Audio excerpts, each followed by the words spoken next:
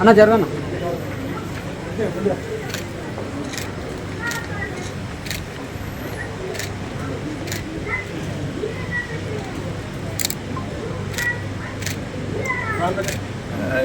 అదే అనుకుంటా సార్ అనుకుంటా జస్ట్ ఇట్లా అందించేసాను కదా అనుకుంటా సార్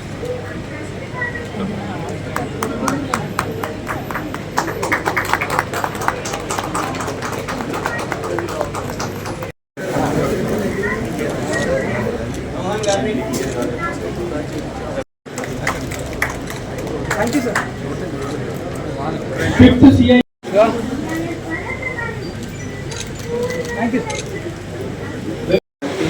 అలాగే చంద్రశేఖర్ రెడ్డి గారికి, అలాగే వెంకటరత్నం గారికి, వెంకటేశ్వర రెడ్డి గారికి, కొత్త రామారావు గారికి, గోపాలరావు గారికి, మూర్తి గారికి, మోహన్ గారికి, మీ అందరు కూడా నా నమస్కారం. చాలా సంతోషం ఇక్కడ ఈ రకంగా ఎగ్జిబిషన్ ఉంటుందని నేను కూడా ఎక్స్పెక్ట్ చేయలేదు. అంటే ఫస్ట్ టైం ఇక్కడ రావడం జరిగింది ఎగ్జిబిషన్కి. అంత ముందుకు నా ఎలక్షన్లో మా సుధీర్ రెడ్డి అన్న ఇక్కడ ఒక మీటింగ్ పెట్టి అంటే చెప్పొద్దు అయినా కూడా నేను చెప్పలేదు అంటే చెప్పాలని ఇంట్రెస్ట్ తోటి చెప్తా ఉన్నాను. హానెస్ట్గా అవుట్ సైడ్ అందరు కూడా చేసి పెట్టుకున్నారు.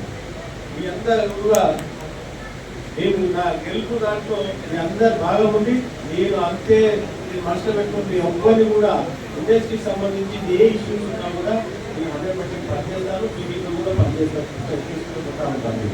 మీరు మొన్న కూడా అంటే లాస్ట్ 2-3 months నుంచి చిన్న ఇండస్ట్రీస్ వాళ్ళకి అందరూ కూడా చాలా ప్రాబ్లమ్స్ వచ్చాయి.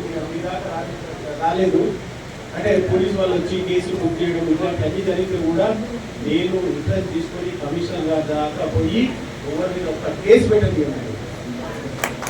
ఎందుకంటే అంతే అందరు 15 years 17 years అని చెప్పేసి ఇక్కడ మన యాదవ్ గారు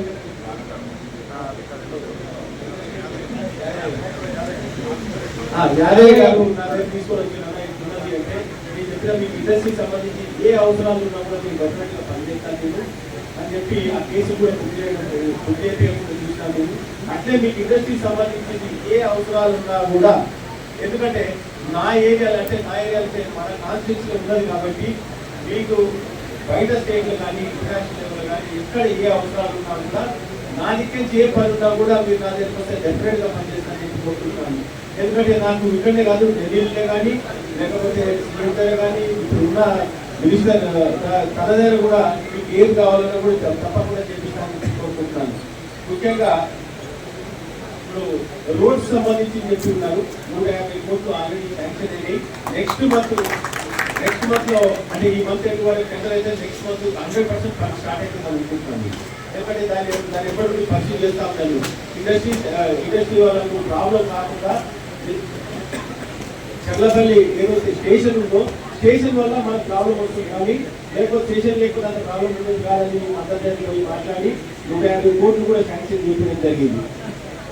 లేకపోతే ఏంటో కన్వెన్షన్ సెంటర్ ఒకటి అడుగుతున్నాడు అన్న. ఎందుకంటే అది చాలా అవసరం. మనం ఇప్పుడు హైటెక్ సిటీకో ఎక్కడో దూరం అయ్యే బదులు మన ఏరియాలో కన్వెన్షన్ సెంటర్ ఉంటే ప్రతి ఒక్కటి కూడా అంటే ఇక్కడ డిస్ప్లే పెట్టుకొని అన్ని చేసుకొని కానీ అమ్ముకొని కానీ లేకపోతే మ్యారేజ్ కానీ ఏదన్నా అన్ని కన్వెన్షన్ సెంటర్ వస్తే అన్నిటికీ పనిచేస్తుంది. ఇంకోటి ఆ కన్వెన్షన్ సెంటర్ కట్టడానికి గవర్నమెంట్ మీద ఏ ప్రాబ్లం ఉండదు అనుకుంటున్నాను. ఎందుకంటే మన ఇండస్ట్రీస్ కూడా అందరూ కూడా ట్యాక్సీలు కడుతున్నాము. ప్రతి ఒక్క రూపాయి మనం పే చేస్తున్నాం కాబట్టి ఇండస్ట్రీ మినిస్టర్ దగ్గర పోయి మనం తప్పకుండా నేను అడిగి నేను మ్యాక్సిమం ప్రయత్నం చేసుకుంటాను ఇప్పిస్తానని చెప్పి కోరుకుంటాను.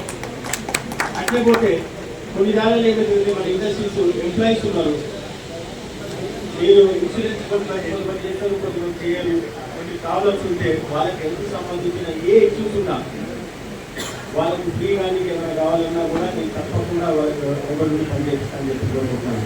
ఎవరైనా డబ్బులు లేకుండా ఉండి వస్తే వాళ్ళని పంపించాలి. అలాగనే ఎవరైనా డబ్బులు కట్టి ఉంటే కూడా వాళ్ళని పంపిస్తే నేను సీఎం రిలీఫ్ ఫండ్ కింద వాళ్ళ డబ్బులు కూడా ఇచ్చేయడం జరుగుతుంది. కాబట్టి ఇంకా మీ అందరికీ తెలుసు ఏదైతే ఇండస్ట్రీలో పనిచేస్తా ఉన్నారో చిన్న కార్మికులు వాళ్ళ పిల్లలకు సీట్లు కానీ వాళ్ళకి డిస్కౌంట్ కానీ లేకపోతే ఇంజనీరింగ్ సీట్ కానీ మెడికల్ సీట్ కానీ ఇలాంటి ఏ అవసరాలు ఉన్నా కూడా నేను తప్పకుండా పనిచేస్తానని చెప్పుకుంటున్నాను. అలాగే మీ అందరికీ కూడా తెలుసు ఎంపీవీఎస్ సీట్ ర్యాంక్ చెప్పేటువంటి పిల్లలకు పైసలు కట్టే బాధ్యత నాది 5 ఏళ్ల ఫీజు. కాబట్టి ఇట్లాంటి ఇంకా ఏ అవసరాలు ఉన్నా కూడా నేను తప్పకుండా పనిచేస్తాను. అలాగే ముఖ్యంగా ఇండస్ట్రీస్ ఓనర్స్ కూడా ఎన్నో ప్రాబ్లమ్స్ ఉంటాయి, నాకు ఐడియా ఉంది.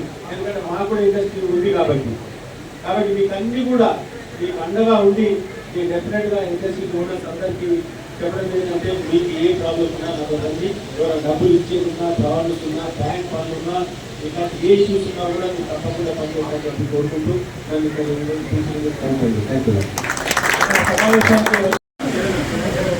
ఆర్గనైజర్స్ అందరూ మీరు స్టేజ్ మీదకి రావాల్సిందో, గ్రూప్ ఫోటోలు రావాల్సిందో కోరుతున్నాం.